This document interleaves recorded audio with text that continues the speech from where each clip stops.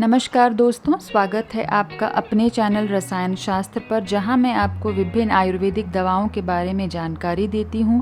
तो यदि आपने मेरे चैनल को सब्सक्राइब नहीं किया है तो तुरंत कर लें, साथ ही बेल का बटन भी दबा दें ताकि आपको मेरी आने वाली हर वीडियो की जानकारी तुरंत मिल जाए।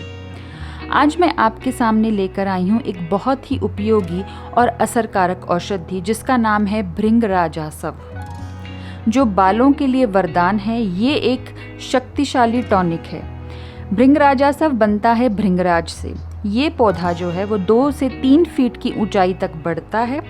पत्तियां गहरे हरे रंग की लंबी अंडाकार आकृति वाली होती हैं। भृंगराज के फूल छोटे और सफ़ेद होते हैं। भृंगराज की पत्तियों का स्वाद कड़वा होता है। भृंगराज बालों की देखभाल के लिए एक चमत्कारी घटक है। ये अपने चिकित्सीय गुणों के लिए एक प्रसिद्ध पौधा है।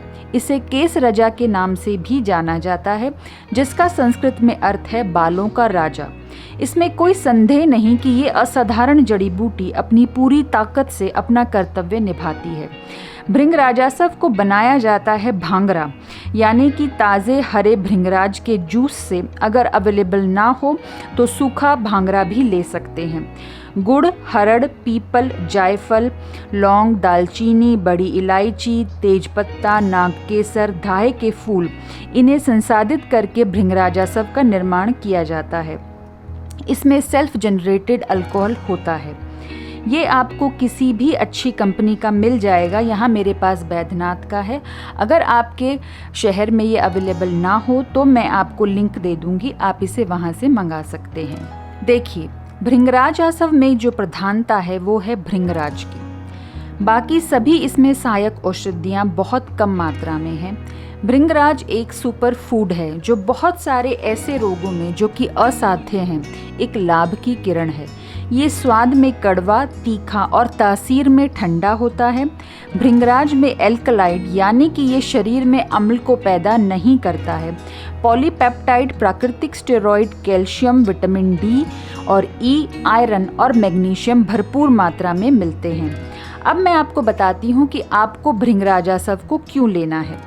यदि आपको लगे कि शरीर की धातुओं का क्षय होने की वजह से आपको अत्यधिक थकान रहने लगी है, खाया पिया शरीर को नहीं लग रहा है, सर्दी खांसी बढ़ती जा रही है, वज़न आवश्यकता से अधिक कम हो रहा है, शरीर में कामोत्तेजक शक्ति में कमी आ रही है, आपको दाम्पत्य जीवन का सुख नहीं मिल पा रहा है, खून में कमी हो रही है, याददाश्त में कमी आ रही है, नेत्र कमज़ोर हो रहे हैं, शरीर में रक्त प्रवाह ठीक से नहीं हो पाता है, उम्र कम है।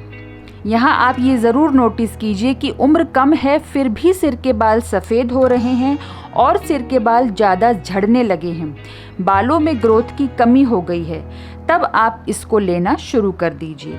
भृंगराजासव इन सभी दोषों पर बहुत बढ़िया काम करता है। ये सिर्फ कही सुनी बात नहीं है बल्कि एक प्रमाणिक औषधि है। कैसे, देखिए, हमारे शरीर में टिश्यू यानी कि ऊतकों का क्षय ही धातु क्षय है। अब हम जब किसी भी रोग के बारे में पढ़ते हैं तो वो शरीर में विद्यमान किसी धातु क्षय के कारण ही होता है। देखिए, शरीर में 7 धातुएं हैं, जो है रस यानी कि प्लाज्मा, रक्त धातु, ममसा धातु, अस्थि धातु, बोन टिश्यू, मज्जा धातु, बोन मैरो, शुक्र धातु, मेद धातु, वसा। शुक्र धातु यहाँ पर प्रजनन, रिप्रोडक्टिव टिश्यू का काम करती है। देखिए, हम जो भी खाना खाते हैं वो पाचक अग्नि के द्वारा कई प्रक्रियाओं से गुजरता हुआ इन सभी धातुओं में बदल जाता है। खाना 2 भागों में बट जाता है, सार और मल। सार का मतलब है भोजन से मिलने वाले पोषक तत्व, और मल माने अपशिष्ट पदार्थ जिसका शरीर में कोई योगदान नहीं है। भोजन का ये सार यानी कि पोषक तत्व वायु की मदद से खून में पहुंचते हैं और फिर खून के माध्यम से पूरे शरीर में फैल करके धातुओं को बनाते हैं। ये सभी धातुएं एक क्रम है और प्रत्येक धातु अग्नि से पचने के बाद अगली धातु में परिवर्तित हो जाती है।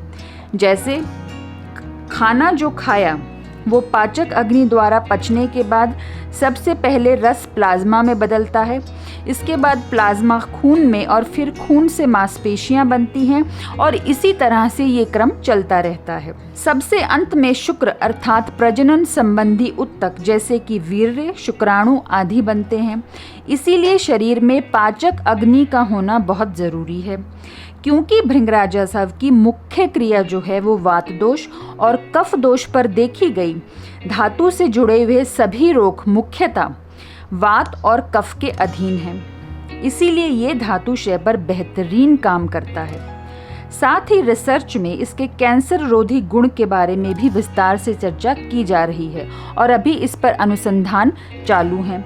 क्योंकि इसमें धातुशय की सुरक्षा का गुण होने के कारण यह शरीर की प्रतिरक्षा शक्ति यानी कि इम्यून सिस्टम पर बहुत ही बेहतरीन काम करता है। हमारे शरीर में कैंसर या अन्य किसी बीमारी का आक्रमण तब होता है जब हमारी सफ़ेद रक्त कोशिकाएं यानी कि वाइट ब्लड सेल, जिन्हें WBC भी कहते हैं, में कमी आ जाती है।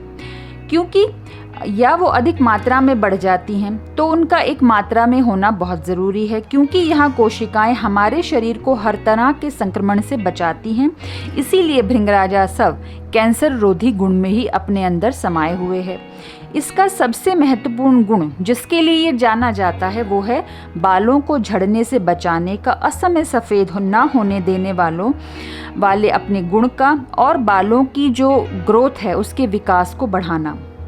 क्योंकि रिसर्च ये बताते हैं कि फ्लेवोनॉइड्स और फाइटोकेमिकल्स जैसे अच्छे रसायन भृंगराज में मौजूद हैं जो बालों के विकास के लिए बहुत अच्छा काम करते हैं। साथ ही ये एक कुदरती वैसोडिलेटर है, अर्थात वैसोडिलेटर वो दवाइयाँ हैं जो आज लैब में तैयार की जा रही हैं। उदाहरण के तौर पर मिनीऑक्सिडिल।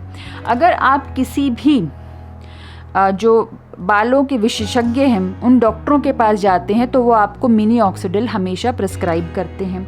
लेकिन वैसोडिलेटर का ये गुण भृंगराजस्व में कुदरती तौर पर मौजूद है और ये बात हमारे आयुर्वेद ने वर्षों पहले सिद्ध कर दी कि भृंगराज एक कुदरती वैसोडिलेटर है जो सिर में रक्त के प्रवाह को बढ़ाता है, जिसके परिणाम स्वरूप बालों की जड़ों में रक्त प्रवाह में सुधार होता है, जिससे बालों के विकास में आश्चर्यजनक रूप से वृद्धि होती है।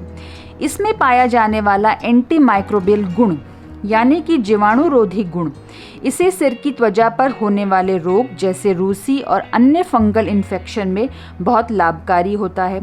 क्योंकि आयुर्वेद में बहुत कम दवाइयाँ ऐसी हैं जिसमें एंटी फंगल गुण मिलते हैं।